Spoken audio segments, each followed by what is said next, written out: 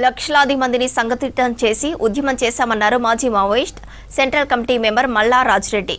50 ఏళ్లుగా ఉద్యమంలో ఉండి భూస్వామ్యానికి, పెట్టుబడిదారీ విధానాలకు వ్యతిరేకంగా పోరాటం చేశారని తెలిపారు. మారిన పరిస్థితులకు అనుగుణంగా పార్టీని కాపాడుకోవడానికి బయటకు వచ్చామన్నారు. చట్ట పరిధిలో ఉండి ప్రజల కోసం పోరాడతామంటున్న మల్లా రాజిరెడ్డితో ధనరాజ్ ఫేస్ టు ఫేస్.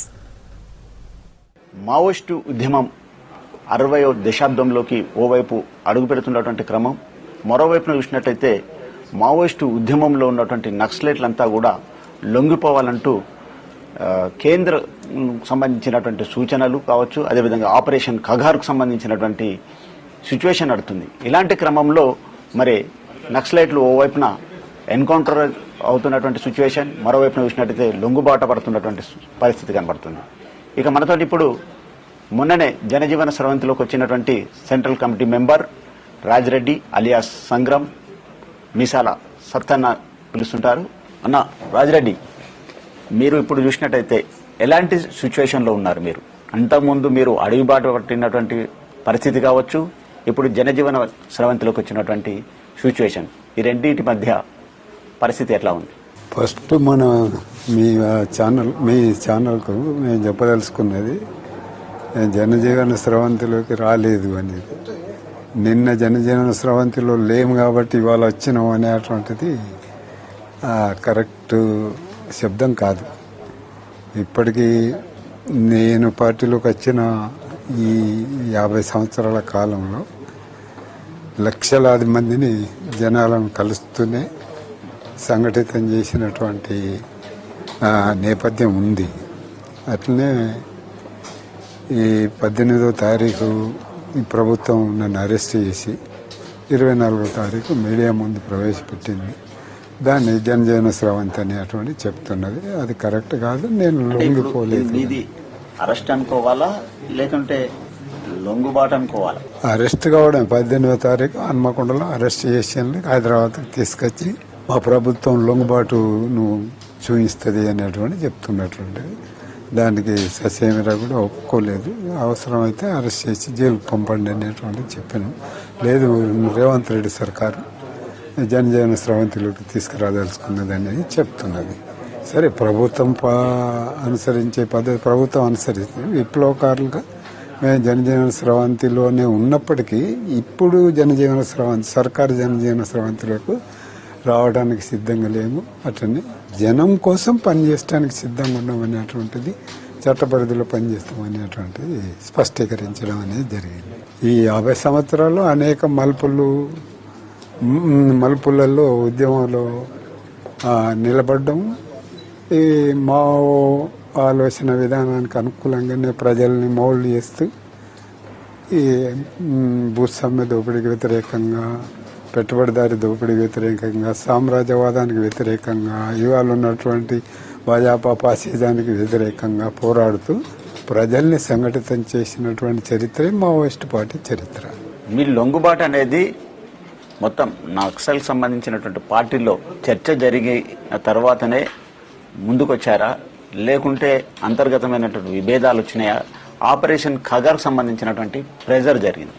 ఈ లొంగుబాటు అనేటువంటిది ఆలోచించుకొని కానీ చర్చించుకొని కానీ మేము రాలేదనేది స్పష్టం. అయితే ఆయా సమయాలలో అరెస్టులు చేసి లొంగుబాటు ప్రభుత్వాలు చూపిస్తున్నాయి. కొంతమంది ప్రభుత్వం దగ్గరికి పోయి లొంగిపోతున్నారు. అవి విభిన్న కారణాలు ఉన్నాయి దాని వెనుక.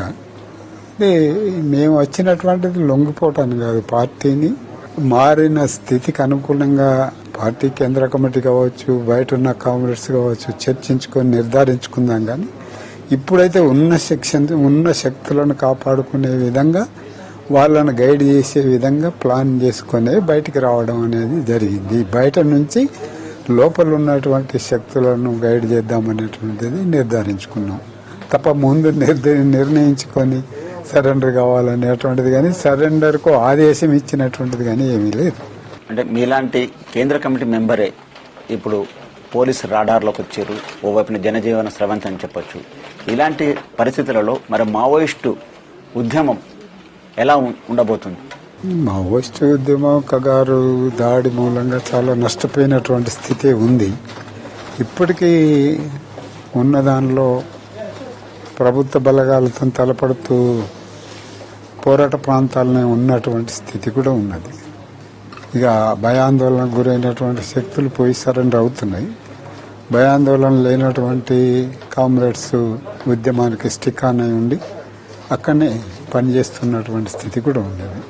అయితే మేము అనుకోనటువంటి స్థితిలో ఇక్కడికి వచ్చి ప్రభుత్వము పన్నినటువంటి ట్రాప్లో పడడం అనేటువంటిది జరిగినటువంటిది. కానీ మేము రావడం సరెండర్ కావడానికి రాలేదు మేము. అయితే ప్రభుత్వము అనేక సంవత్సరాలుగా మా ఉద్యమాన్ని స్టడీ చేస్తూ ఏ స్థితిలో వస్తారు, ఏ స్థితిలో వీళ్ళను క్యాప్చర్ చేసుకుందాం అనేది ఆలోచించి నిర్ధారించుకున్నారు. కాబట్టి దానిలో భాగంగా బయటకు వస్తే బయట మేము ఆధారపడ్డ శక్తులు నమ్మకంగానే ఉన్న స్థితి కనబడ్డది. కానీ వాళ్ళు తీసుకొచ్చి పెట్టిన తర్వాత కొద్ది రోజులనే అరెస్ట్ కావడంతో ఏంటంటే వాళ్ళందరినీ కూడా తమ కనుసన్నల్లో ఉంచుకొని కేంద్రీకరిస్తున్నారనేటువంటిది అర్థం చేసుకోగలిగాను. ఆ నేపథ్యంలో మా అరెస్ట్ జరిగింది. నాది కానీ దేవజీది కానీ అరెస్టు ఆ నేపథ్యంలో జరిగిందనేది స్పష్టంగా మీరు అర్థం చేసుకుంటే బాగుంటుంది అనేది తెలియజేస్తున్నాను.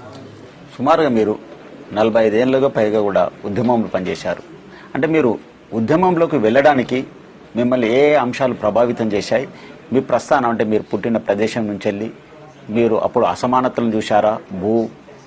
భూస్వామ్యకు సంబంధించినటువంటి వైరుధ్యాలను చూశారా? లేకుంటే మీరు ఆర్ఎస్యూ నుంచి వెళ్ళి ఏ విధంగా ప్రభావితమయ్యారు? ఒకటి, ఆర్ఎస్సీలో ఉన్నటువంటి మన మిత్రుల యొక్క ప్రభావం ఉంది. నక్సల్ వారి పోరాటం యొక్క ప్రభావం కూడా ఉంది. మేము నివసిస్తున్నటువంటి ప్రాంతాలలో భూస్వాముల యొక్క అట్రాసిటీస్ కూడా కొనసాగుతున్నటువంటిది. పేదలను మరింతగా కుంగదీసే విధంగా వాళ్ళ యొక్క దోపిడీ పద్ధతులు, వాళ్ళ ఎట్టి బిగారి ఇవన్నిటి వాళ్లకు అనేక కులాలను తమ చేతిలో పెట్టుకొని ఆ కుల వ్యవస్థను దాన్ని అట్లనే కాపాడుతూ దోపిడీ చేస్తూ వస్తున్నటువంటి స్థితి యొక్క ప్రభావమే ఉద్యమంలోకి రావడానికి ప్రధాన కారణం. రాడికల్ విద్యార్థి ఉద్యమం మొదలైన తర్వాత అనేక మంది రాడికల్ విద్యార్థులు, ఉదాహరణకు అల్లం రాజయ్య, వీరయ్య, నారాయణ, అట్లనే కృష్ణారెడ్డి, తర్వాత ఇతర తిరుపతి రెడ్డి, ఇతర అనేక మంది రాడికల్ విద్యార్థి ఉద్యమంలో చేరి పనిచేస్తున్నటువంటి యొక్క ప్రభావం కూడా నా మీద కూడా ప్రభావితం చేసి ఆ ఉద్యమంలోకి రావటానికి కారణమైంది.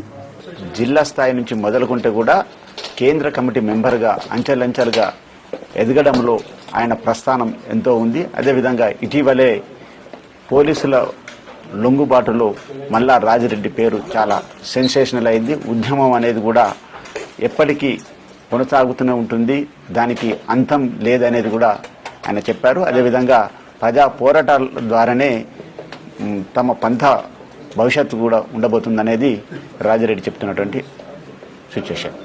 కెమెరామెన్ వినోద్తో ధనరాజ్, V6 న్యూస్, హైదరాబాద్. ఇవి బులెటిన్ అప్డేట్స్. Stay tuned.